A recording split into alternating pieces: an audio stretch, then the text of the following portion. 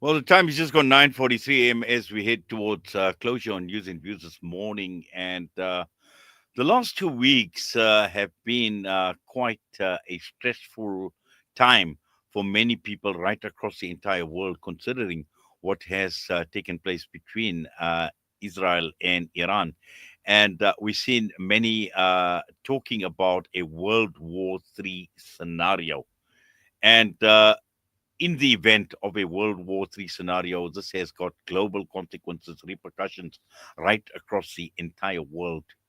And the question is just how well prepared are countries in the event of a World War III scenario? And let's talk about South Africa in particular, because at this point in time, looking at South Africa, where we were militarily and where we are right now, we know there have been huge cuts in defense spending. There have always been huge question marks with regard to military. How well prepared is our military equipment? Not very long ago, I recall doing a broadcast talking about military helicopters as well, and those that are not being maintained as well, and all of this are signs, ominous signs as well, and we find that analysts are actually warning that South Africa is actually defenseless in a World War III scenario, and this is the reason why we're talking with junior editor at ProtectionWeb, Ricardo Teixeira, this morning. Ricardo, good morning to you. Welcome and thank you for your time. Thank you very much for having me. Yes, Ricardo, like I mentioned, the world was waiting with bated breath to Mm. see what developed between Iran and Israel and how this would have global implications. And that World War III scenario was being spoken about over and over again. And to look at where we are globally and how these global dynamics seem to be playing out. What is the real possibility of a World War III scenario right now? I think we're a lot closer to the possibility of a global conflict than ever before. I mean, we're already seeing conflict throughout in North Africa. We've got the conflict in Sudan. I mean, Libya is still at war. We've had now the expansion of conflict in the Middle East between Israel and Iran. And I mean, what's happening in Russia and Ukraine is not going to be ending anytime soon. And we've already seen now on Wednesday that the NATO countries have made a pact to raise defense spending or national security spending up to 5% of GDP. And we know that China is preparing to invade Taiwan at some point in 2027. I know the tides make it most favorable between June and October. So the possibility of global war is definitely on the horizon. I believe we stand on the precipice of the largest arms buildup and the largest conflict in human history. Well, what we can see, Ricardo, and I think what you're saying is in terms of Western Europe and the United States of America, in terms of increasing their spending as well. And Mm. here we are talking about spending on a different level altogether, where we even heard about now war being fought in space as well. I mean, this is the level that military technology Mm. is developing. And when one looks at military industrial complexes right across the entire world in terms of how they are upping the game. But coming to a country like South Africa, and we know that we're obviously very far behind Western Europe, we're far Mm. behind China, we're far behind Russia, the United States of America as well. Where does South Africa stand right now if global war breaks out? We are completely unprepared. I mean, our neighboring countries' defense spending, they're looking at raising up towards 2%. In Europe, they're now going towards 5%. We're not even spending 1%. A lot of our equipment is outdated, and the maintenance backlogs are going to take years to clear. The military in the last week in the Joint Standing Committee on Defense noted that they are operating at a 41 billion rand shortfall. Our defense aspirations and ambitions versus the budget. The budget is half of what it should be if the government wants the defense force to carry out the tasks that it requires of it. Um, if we look at our Navy, we've got 4 frigates, and only one of them is semi-operational, another is undergoing refit, and 2 are in Simonston, with 1 being dry docked, and those 2 are awaiting refits. We have 3 submarines on paper, only 1 is semi-operational, the other 2 are I don't know anyone that's seen them in the last 2 years. I know they're in sheds and dry docked as well, but I'm not privy to their current condition, and I'm not hopeful about their current condition. We have 26 Gripen fighter jets, of which only 12 are covered by a maintenance contract, which expires at the end of August this year. And again, of those 12, only 2 are required to be combat ready at any given time, and they lack critical munitions. They are currently still operating the IRIS-T missiles that were bought as an interim measure almost 20 years ago, and those are approaching the end of their shelf life. And they are beginning to receive deliveries finally of the A data, but the A data, they're only supposed to get 4 of the operational missiles next month in July, and the total order of those missiles is 41. So if we were to get as many of our Gripens operational, we could only arm 20 of the 26. So, and that would be 1 sortie each, and those are short-range air defense missiles that are only useful in under 30 kilometers. So we lack the critical munitions, we lack the magazine depth, we lack the number of equipment and operational capabilities required to not only just defend ourselves in a global war scenario, but just to patrol our exclusive economic zone and to defend our borders and our airspace. Ricardo, militarily speaking, in our state of weaknesses, where are the biggest problems, and and why are we not ready? The why will be the easiest to answer first, and the result of that is just it's 30 years of ANC policy and underfunding defense. It has been a decision that defense didn't need its budget. I mean, the current defense minister, Anzi Motshekga, said to me in November when we were at the Combat Training Center, Lahatla, that when she was education minister for 15 years, she argued that defense didn't need money, education did. And now she's in the chair at defense having to ask for that money back. And it was clear this is a government policy that, they had other funding priorities, but the defense was never going to be one of them. In terms of our weaknesses, our border in the north and the northeast along Zimbabwe and Mozambique is quite porous. There's no fence. I was also there in November. At some points where there's a fence, it's a fencing idea mainly. It's just a few pieces of barbed wire. We have an exclusive economic zone that is 1.5 million square kilometers, and again, we got 3 inshore patrol vessels that can only really patrol around harbors, and then 4 frigates, of which only 1 is operational, and 1 submarine. If we look at the African countries that operate submarines, we're the only one that doesn't operate them outside, that operates them outside of the Mediterranean. The other 2 being Algeria and Egypt, and they operate their submarines in the Med.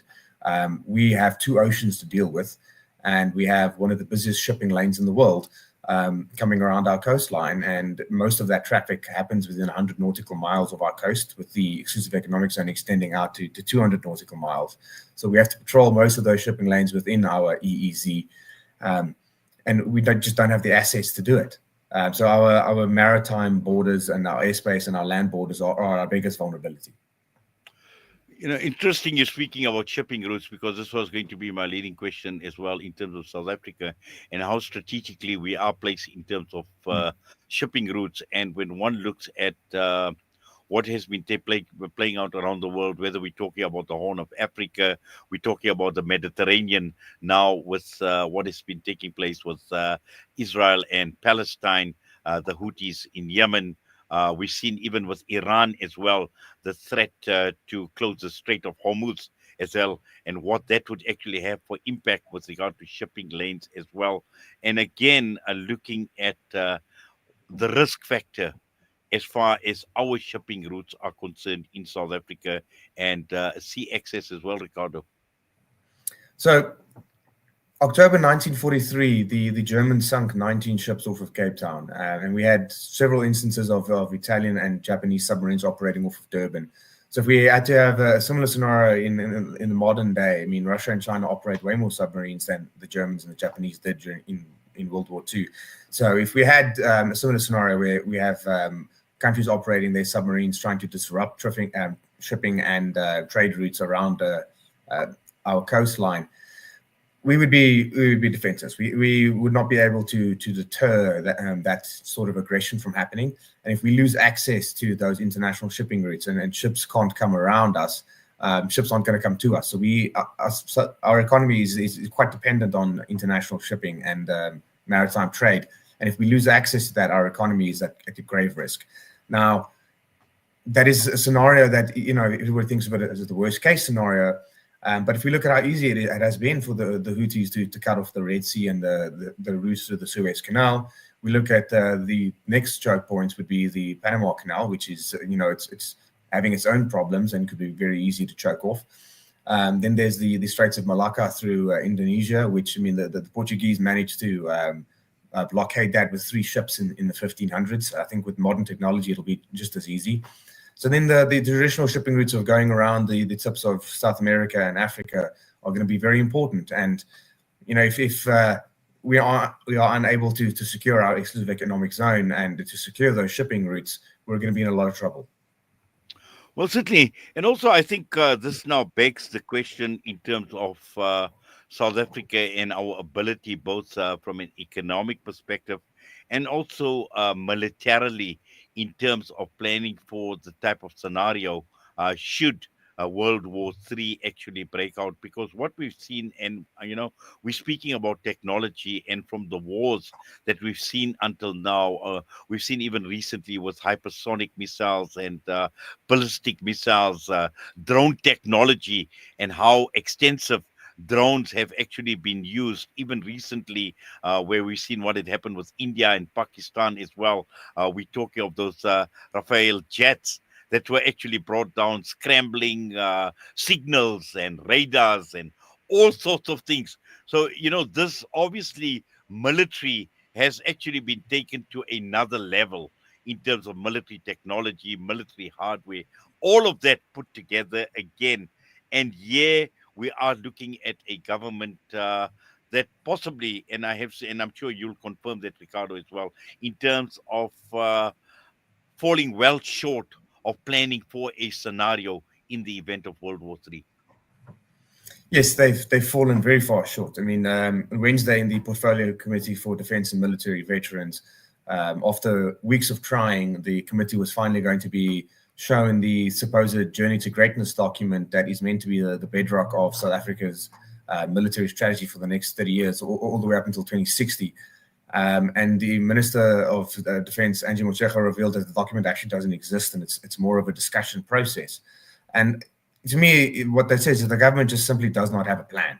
The Chief of the Army's memoir is called "Planning is Everything," but I struggle to accept that as the reality within the Defence Force when there is just a complete lack of vision and a complete lack of a plan going forward. There just seems to be no idea of the gravity of the situation that we face.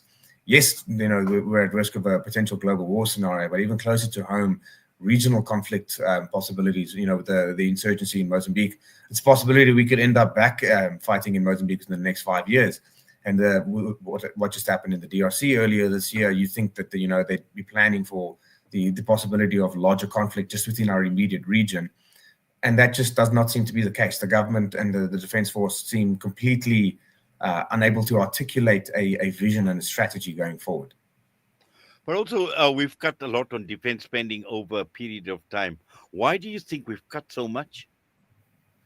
Again, the government had other spending priorities, but many people have alluded to me that the government weakened the military because they didn't want it to be strong, and I can't find a counter argument for that. I mean, the alarm has been sounded since 2015 when they published the 2015 Defence Review that the funding cuts can't continue, and here we are 10 years later, and they've gone even further since then. I mean, in a committee hearing a few weeks back, Nick Sendel from the Department of Defence said while they were drafting the 2015 Defence Review, they said, you can't cut the budget any further. And before they published the document 2 years later, there were 2 additional budget cuts, and it has continued since then.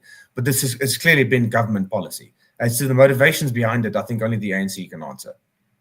Yes. And just looking at the urgent priorities at this point in time for the government in terms of boosting our defense capability, what would those urgent interventions be? Again, magazine depth, the stockpiling of critical munitions and standoff munitions, which we don't have.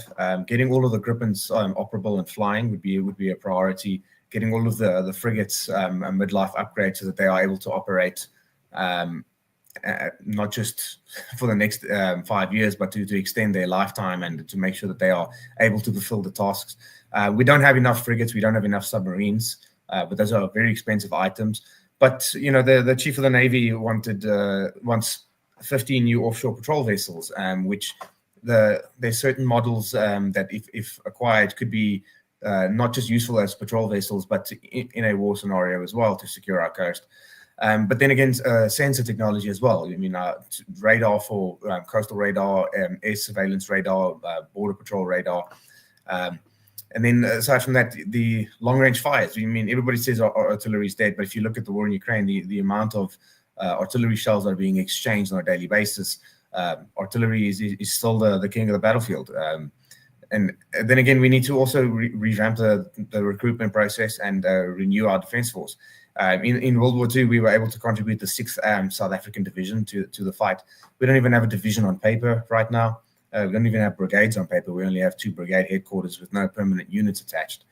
So those are a complete restructuring of the defense force is required, a capital injection, and the integration of modern technology of drones. I mean, right now only defense intelligence operates drones.